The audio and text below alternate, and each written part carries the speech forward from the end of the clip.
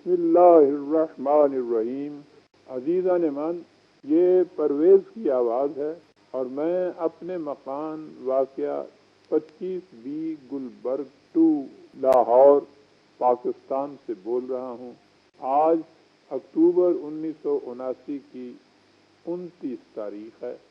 جس مقصد کے لیے میں آپ سے مخاطب ہو رہا ہوں میں ابھی عرض کرتا ہوں۔ آپ میں سے شاید اکثر کو معلوم ہوگا کہ میری زندگی کا مشن قرآن کریم کو سمجھنا اور جو کچھ میں نے سمجھا ہے اسے دوسروں تک پہنچانا ہے۔ میں نے اپنی ساری عمر اسی مشن میں صرف قرآن کریم کو سمجھنے کے بعد اسے دوسرے تک پہنچانے کے لیے میرے پاس جو ذرائع، وہ پہلی چیز تو میری کتابیں ہیں، پھر ماہنامہ طلوع اسلام ہے، اس میں میرے مضامین مقالات شائع ہوتے ہیں، پھر وہ پیمفلٹس ہیں جو ہزاروں لاکھوں کی تعداد میں اس وقت تک تقسیم ہو چکے ہیں، پھر میری تقریریں ہیں جو مختلف تقریبوں پر میں کرتا ہوں، پھر میرے خطابات ہیں جو عام طور پر طلوع اسلام کی کنونشن میں پیش کرتا ہوں، اور سب سے بڑی چیز یہ کہ میرا مسلسل درس قرآن کریم ہے جو قریباً 25 سال سے جاری ہے، ہفتہ وار درس قرآن۔ یہ تقاریر، خطبات اور درس قرآن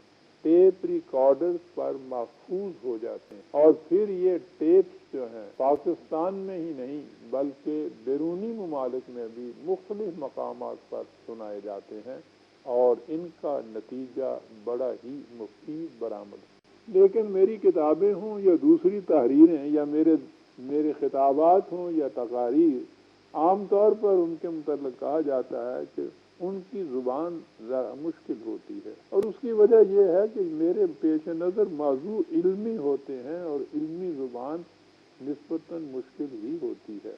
لیکن احباب کا تقاضا یہ تھا کہ میں کم از کم دین کے بنیادی اصول عام فہم الفاظ میں چند درسوں کے اندر اگر پیش کر دوں تو اس کا فائدہ بڑا وسیع ہوگا۔ مجھے اس سے اتفاق کہ ایسا ہونا چاہیے۔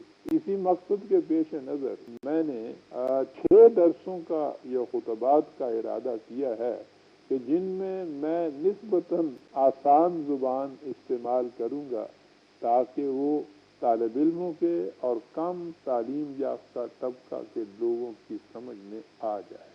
اسی سلسلے کی پہلی کڑی آپ کے پیش خدمت ہے، اور اس کا عنوان ہے مستقل اقدار، پرماننٹ ویلیو۔ قرآن کریم میں سورہ بقرہ کی آیت 41 میں کہا ہے اللہ تعالیٰ نے کہ اَتَسْتَبْدِلُونَ الَّذِي هُوَ أَدْنَىٰ بِالَّذِي هُوَ خَيْرٌ، کہ کیا تم اس چیز کو جو بہت گراں قیمت ہے اس چیز کے بدلے میں دے دینا چاہتے ہو جو انتہائی پست درجے کی ہے۔ عزیزان من، اگر آپ بازار میں کسی شخص کو دیکھیں کہ وہ 100 روپے کی سونے کی انگوٹھی 10 روپے میں بیچ رہا ہے تو آپ کے دل میں پہلا خیال یہ گزرے گا کہ یہ انگوٹھی اس کی اپنی نہیں، چوری کی ہے، اسی لیے یہ اسے اتنے سستے داموں فروخت کر رہا ہے۔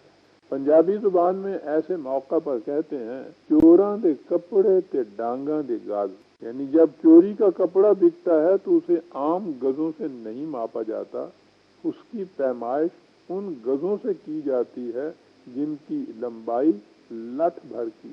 لیکن اگر آپ کو اس کا بھی یقین آ جائے کہ وہ انگوٹھی چوری کی نہیں، کچھ شخص کی اپنی ہے، تو پھر آپ اس کے سوا کسی نتیجے پر نہیں پہنچیں گے کہ وہ شخص پاگل ہے۔ کوئی سمجھدار آدمی، کوئی صاحب عقل و ہوش 100 روپے کی چیز 10 روپے میں نہیں بیچ۔ آپ جس سے بھی اس بات کا ذکر کریں گے وہ بلا تأمل کہہ دے گا کہ وہ شخص فی الواقعہ پاگل تھا۔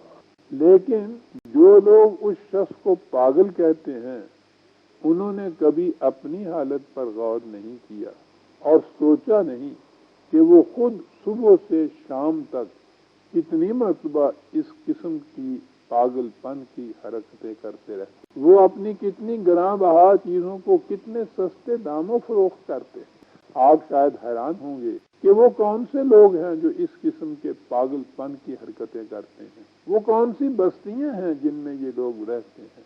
اگر آپ سے کہہ دیا جائے کہ وہ ہم میں سے ہی ہیں اور ہماری ہی بستیوں میں بستے ہیں تو شاید آپ اسے صحیح تسلیم کرنے پر آمادہ نہ، لیکن یہ بات ہے بالکل صحیح، اس میں کسی شک و شبہ کی گنجائش۔ سنیے کہ یہ کس طرح صحیح ہے۔ ہمارے ہاں ایک عام محاورہ ہے، اور میرا خیال ہے کہ آپ میں سے شاید ہی کوئی ایسا ہو جس نے اس محاورہ کا کبھی نہ کبھی استعمال نہ کیا ہو، یا کم از کم اسے سنا نہ ہو۔ وہ محاورہ یہ ہے کہ مال صدقہ جان، جان صدقہ آبرو۔